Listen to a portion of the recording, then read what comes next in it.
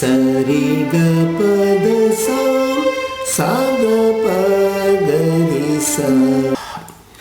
Hi friends, అందరికీ నమస్కారం. మరొకసారి నా ఛానల్కి స్వాగతం. ఫ్రెండ్స్, థంబ్నెయిల్ చూశారు కదా, మోహన రాగంతో ఇన్ని రాగాల. ఎస్ మై డియర్ ఫ్రెండ్స్, మోహన రాగంతో కొన్ని కొత్త రాగాలు నేర్చుకోవచ్చు. మోహన రాగంలోని రిషభము, గాంధారము, దైవతము అంటే ఈ 3 స్వరస్థానాలలో స్వల్పంగా మార్పు చేసి నాకు తెలిసిన కొన్ని కొత్త రాగాల గురించి ఈ వీడియోలో వివరిస్తున్నాను. సో ఫ్రెండ్స్, ఈ వీడియో పూర్తిగా చూడండి. మోహన రాగం నుంచి కొన్ని కొత్త రాగాలు ఏ విధంగా మనం నేర్చుకోవచ్చో తెలుసుకోండి, సాధన చేయండి, మీ యొక్క సంగీత జ్ఞానాన్ని పెంపొందించుకోండి. ఓకేనా ఫ్రెండ్స్?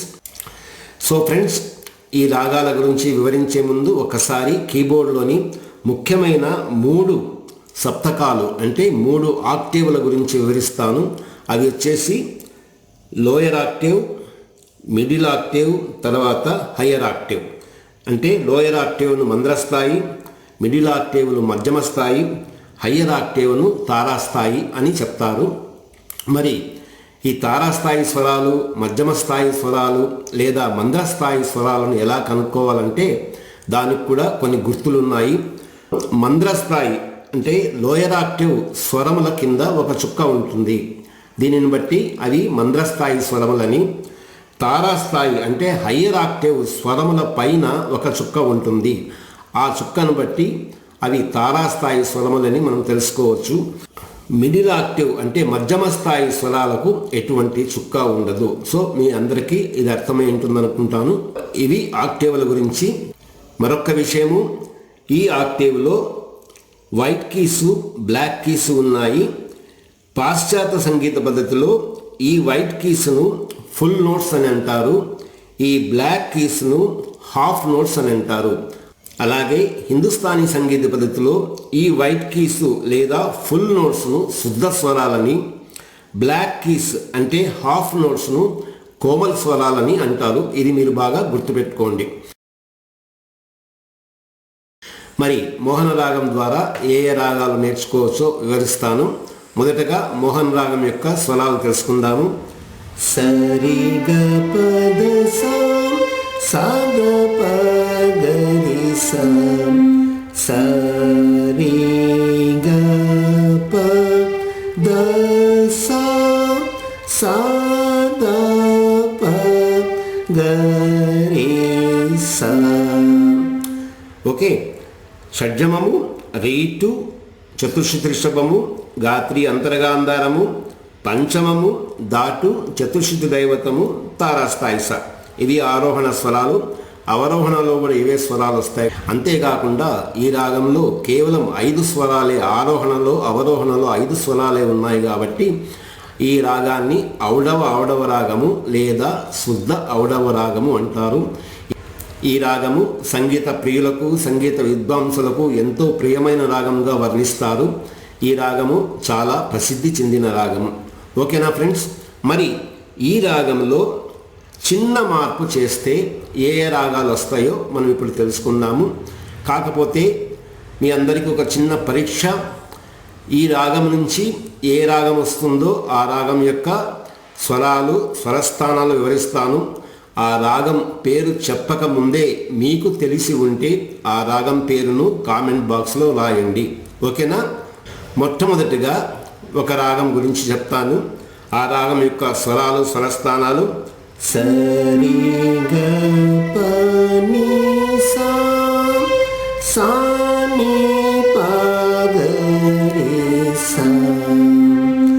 సరి గ ప ని సా సా ని ప గ రి సా. షడ్జమము, రీటు, చతుశ్రుతి రిషభము, గాత్రి అంతరగాంధారము, పంచమము, నీత్రి, కాకల్ నిషాదము. ఈ పాటికి ఈ రాగం ఏదో మీకు అర్థమై ఉంటుంది. ఈ రాగం గురించి తెలిస్తే వెంటనే మీరు కామెంట్ బాక్స్లో రాయండి. ఓకేనా? ఈ రాగము పేరు హంసధ్వని రాగము. ఈ రాగము 29వ మేళకర్త రాగమైనటువంటి శంకరాభరణ రాగం యొక్క జన్య రాగము. మోహన్ రాగం యొక్క స్వరాలు స రి గ ప ద స. ఓకే. మరి ఈ చతుశ్రుతి దైవతం బదులుగా అంటే దాటు బదులుగా నీత్రి వాడినామంటే అంటే కాకలి నిషాదం వాడితే అది హంసధ్వని రాగం అవుతుంది. చూసారా, చాలా చిన్నపాటి తేడాతో అంటే ఒక ఫుల్ నోట్ మారిస్తే ఆ మోహన రాగము హంసధ్వని రాగం అయిపోతుంది.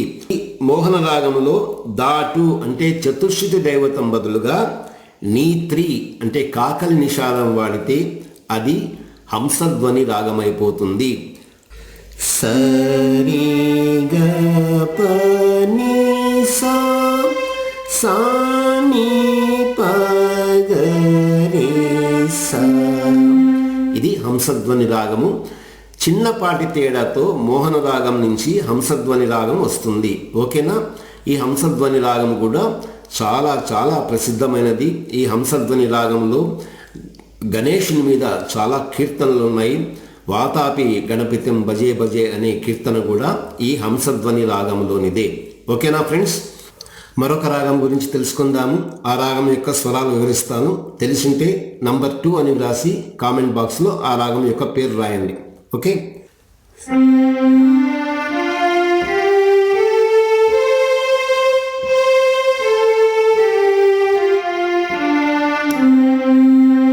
సరి మ ప ద సా సా ద ప మ రి సా. షడ్జమము, రైటు చతుశ్రుతి రిషభము, తర్వాత శుద్ధ మధ్యమము మావన్, పంచమము దాటు చతుశ్రుతి దైవతము, తర్వాత తారాస్థాయి స. ఆరోహణ స్వరాలు 5 స్వరాలు. ఆరోహణలో సా ద ప మ రి సా. ఈ పాటికి ఈ రాగం యొక్క పేరు మీకు తెలిసే ఉంటుంది. మోహన రాగంలోని గాత్రి అంటే అంతరగాంధారం బదులుగా మావన్ శుద్ధ మధ్యమం వాడితే ఏర్పడే రాగం పేరు శుద్ధ సావేరి. ఓకే? ఈ శుద్ధ సావేరి రాగము 29వ మేళకర్త రాగమైనటువంటి శంకరాభరణ రాగం యొక్క జన్య రాగము. మరొక్కసారి మోహన రాగంలోని గాత్రి అంతరగాంధారం బదులుగా శుద్ధ మధ్యమము మావన్ వాడితే వచ్చే రాగం పేరు శుద్ధ సావేరి రాగము. హిందుస్థానీ సంగీత పద్ధతిలో ఈ శుద్ధ సావేరికి సరిసమానమైనటువంటి రాగము దుర్గా అని పేర్కొంటారు.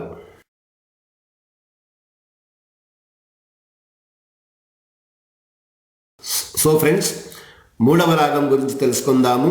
స్వరాలు స్వరస్థానాలు ఈ విధంగా ఉంటాయి. సరి గ ప ద సా సా ద ప గ రి సా. సరి గ ప ద సా సా ద ప గ రి సా. షడ్జమము, రేటు, గాత్రి, పంచమము, దావన్, తారాస్థాయి స. ఆరోహణ అవరోహణలో కూడా ఇవే స్వరాలు వస్తాయి. ఇది కూడా శుద్ధ ఔడవ రాగము. ఈ మోహన రాగంలోని దాటు అంటే చతుశ్రుతి దైవతం బదులుగా చిన్న మార్పు చేసి దావన్ అంటే శుద్ధ దైవతం వాడితే అంటే పూర్తి స్వరం బదులుగా అరస్వరము, ఫుల్ నోట్ బదులుగా హాఫ్ నోట్ వాడితే వచ్చే రాగం పేరే వాసంతి రాగము. ఈ వాసంతి రాగము 27వ మేళకర్త రాగమైనటువంటి సరసాంగి రాగం యొక్క జన్య రాగము. మరొక్కసారి వాసంతి రాగం యొక్క స్వరాలు సరి గ ప ద సా సా ద ప గ రి సా. ఓకేనా ఫ్రెండ్స్? ఇక 4వ రాగం గురించి తెలుసుకుందాము. ఈ 4వ రాగము చాలా చాలా ప్రఖ్యాతి చెందిన రాగము. మీ అందరికీ తెలిసే ఉంటుంది. ఆ రాగం యొక్క స్వరాలు స్వరస్థానాలు సరి గ ప ద సా సా ద ప గ రి సా.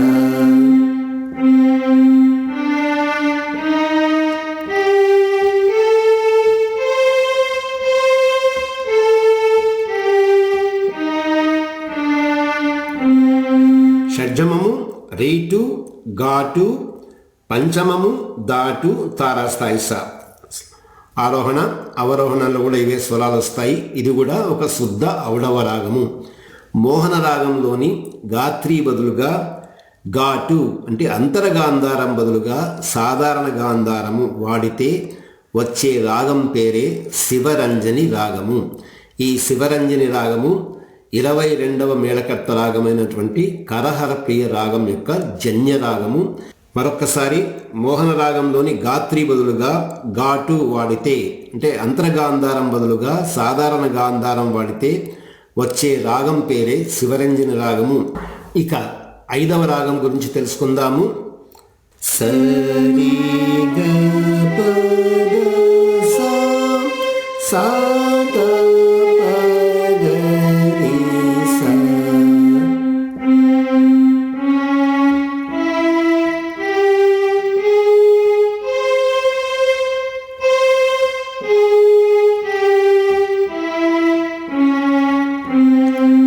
షడ్జమము రీవన్ శుద్ధ రిషభము, గాత్రి అంతరగాంధారము, పంచమము దావన్ శుద్ధ దైవతము, తారాస్థాయిస. ఇది ఆరోహణ. ఆవరోహణలో కూడా ఇవే స్వరాలు వస్తాయి, ఎందుకంటే ఇది కూడా ఆవడవ రాగం కాబట్టి. మరి మోహన రాగంలోని రీటు బదులుగా రీవన్ అంటే చతుశ్రుతి రిషభం బదులుగా శుద్ధ రిషభము, అలాగే దాటు బదులుగా దావన్ అంటే చతుశ్రుతి దైవతం బదులుగా దావన్ వాడితే వచ్చే రాగం పేరే రేవగుప్తి రాగము. ఈ రేవగుప్తి రాగము 15వ మేళకర్త రాగమైనటువంటి మాయా మాళవ గౌళ రాగం యొక్క జన్య రాగము.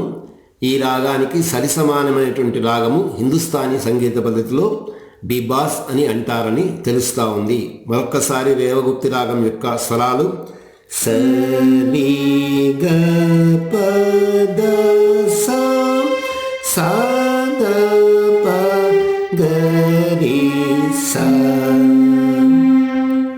మోహన రాగంలోని రీటుకు బదులుగా రీవన్, దాటుకు బదులుగా దావన్ వాడితే వచ్చే రాగం పేరే రేవగుప్తి రాగము.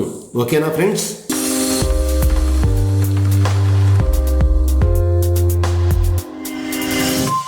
చివరి రాగం యొక్క స్వరాలు సరి గ ప ద సా సా ద ప గ రి సా.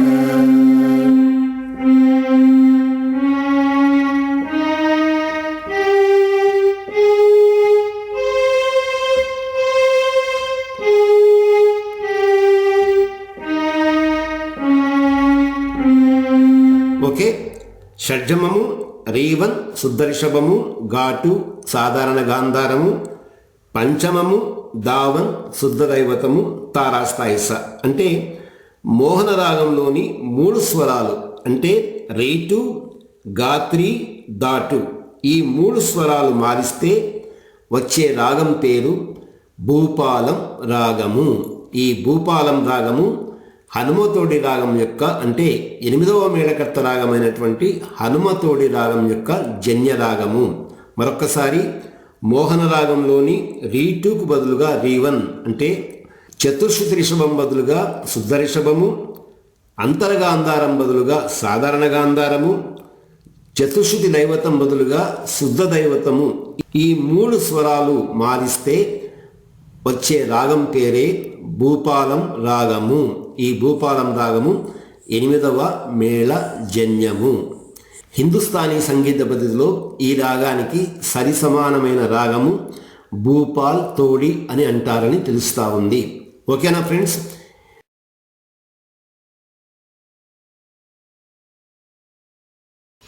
సో ఫ్రెండ్స్, మోహన రాగం నుంచి కొన్ని కొత్త రాగాలు ఏ విధంగా మనము నేర్చుకోవచ్చో, ఏ విధంగా మనం కీబోర్డుపై పలికించాలో ఈ వీడియోలో నేను వివరించి చెప్పడం జరిగింది.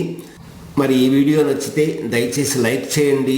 కేవలం సంగీతం పైన అభిమానము, కీబోర్డు ప్రాక్టీస్ చేసే వాళ్ళకు మాత్రమే ఈ వీడియోలను షేర్ చేయండి. మీ అమూల్యమైన అభిప్రాయాలను పెట్టండి. మరి నెక్స్ట్ వీడియోలో మరొక కొత్త అంశంతో ముందుకొస్తాను. అంతవరకు సెలవు. మరి ధన్యవాదాలు.